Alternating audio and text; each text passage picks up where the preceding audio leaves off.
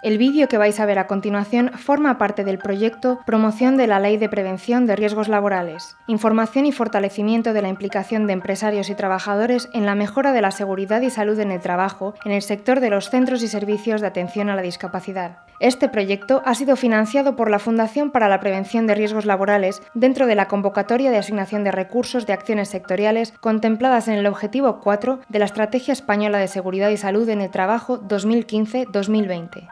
La finalidad de este vídeo es promocionar y difundir la prevención de los riesgos laborales en el sector de los centros y servicios de atención a la discapacidad, en concreto, los riesgos psicosociales en empresas de menos de 50 trabajadores sin representación sindical. El perfil de los profesionales que trabajan en los centros de atención a personas con discapacidad es muy variado.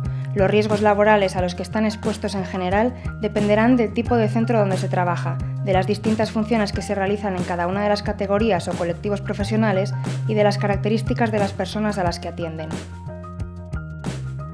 Existen 3 tipos de centros: centros o empresas de atención especializada, centros específicos de educación especial, centro educativo, centros especiales de empleo, que no forman parte del objeto de este estudio.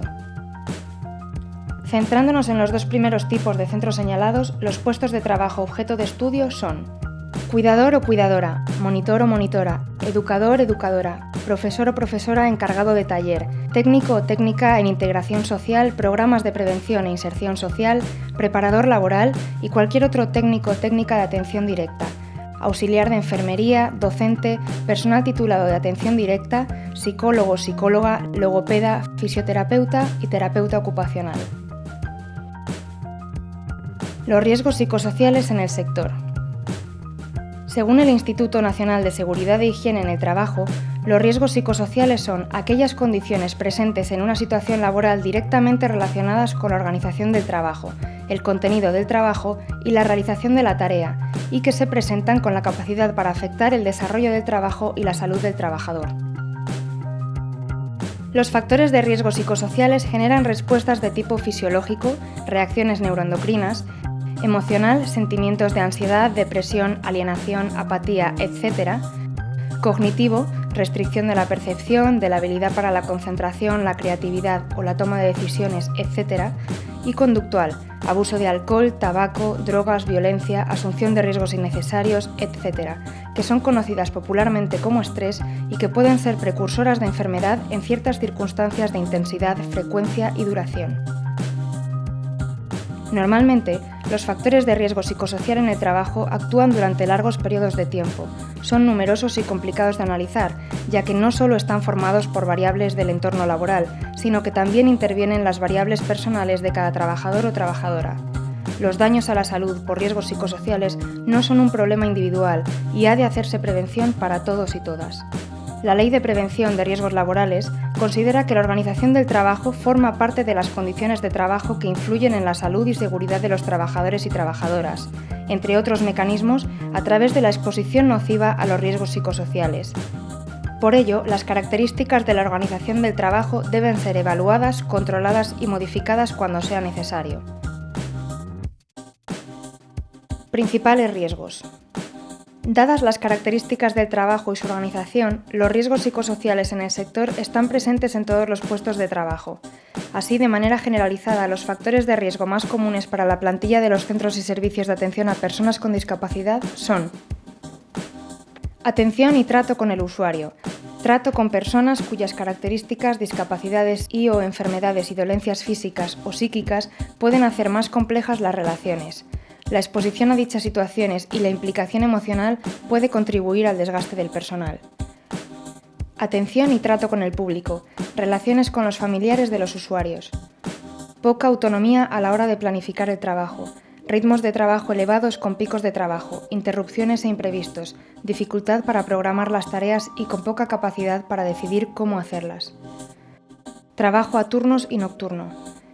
Falta de definición de rol. En numerosas ocasiones, las personas desarrollan múltiples tareas, no existiendo definición de puestos de trabajo y/o protocolos de actuación que resuelvan estas situaciones. El personal no sabe a quién recurrir en caso de conflicto. Doble jornada o doble presencia, que se refiere a la exigencia simultánea tanto en el ámbito laboral y del doméstico familiar. Además, es un sector muy feminizado. Buenas prácticas preventivas. Antes de hablar de buenas prácticas preventivas, hay que tener en cuenta que en las empresas de menos de 50 trabajadores y sin representación sindical del sector, las evaluaciones de riesgos psicosociales son casi inexistentes. Con lo cual, en primer lugar, para la gestión efectiva de este tipo de riesgos, habría que realizar evaluaciones de riesgos psicosociales en los centros de trabajo y apostar por informar y concienciar sobre su existencia y sobre cómo afectan a la salud de los trabajadores y de las trabajadoras, sensibilizando a las empresas y a las propias plantillas sobre su importancia. Dicha evaluación no es un fin en sí misma, sino un instrumento. La identificación de los riesgos psicosociales es el primer paso para la prevención de riesgos y el daño asociado, continuando con la implantación de medidas preventivas eficaces. Hemos agrupado en 8 grandes epígrafes las medidas preventivas en función de las condiciones de trabajo sobre las que deben actuar las medidas propuestas. 1. Adaptación y duración de la jornada laboral, en el sentido de flexibilizar su ordenación teniendo en cuenta tanto las necesidades del servicio como las de los trabajadores y trabajadoras. 2. Mejora de la ratio, nuevo cómputo de ratio basado en criterios pactados y objetivos. 3. Movilidad. Negociación de criterios objetivos y pactados de promoción interna y decisión negociada y participada de cualquier cambio de turno o distribución de tareas. 4. Calendario laboral, acordado y estable, que tenga en cuenta medidas de conciliación de la vida laboral y doméstico-familiar. 5. Formación. Identificación de las necesidades formativas de todo el personal y planificación de los distintos cursos de formación. 6. Sistemas de soporte profesional. Generalizar la elaboración de planes de acogida, protocolos, equipos de colaboración, así como las figuras de coordinadores. 7. Comunicación. Establecer una política de comunicación y de planificación de trabajo consensuadas. 8. Retribuciones. Establecer unas retribuciones dignas y acordes a las características de los distintos puestos de trabajo y jornadas. Con el objetivo de prevenir los riesgos psicosociales en origen, hay que poner en práctica medidas preventivas concretas que tiendan a 1. Fomentar el apoyo entre las trabajadoras y trabajadores y sus superiores en la realización de tareas, por ejemplo, potenciando el trabajo en equipo y la comunicación efectiva. 2. Incrementar las oportunidades para aplicar los conocimientos y habilidades y para el aprendizaje y el desarrollo de nuevas competencias, por ejemplo, a través de la eliminación del trabajo estrictamente pautado. 3. Promocionar la autonomía de los trabajadores y trabajadoras en la realización de las tareas, por ejemplo, potenciando la participación efectiva en la toma de decisiones relacionadas con los métodos de trabajo, el orden y la asignación de las tareas, el ritmo, la cantidad de trabajo, etc. 4. Garantizar el respeto y el trato justo a las personas, proporcionando salarios justos y cualificación del puesto de trabajo, garantizando la equidad y la igualdad de oportunidades entre géneros y etnias.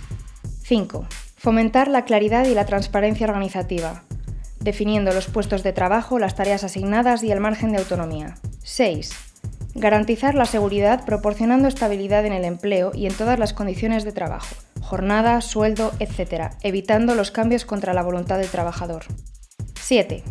Proporcionar toda la información necesaria, adecuada y a tiempo para facilitar la realización de tareas y la adaptación a los cambios.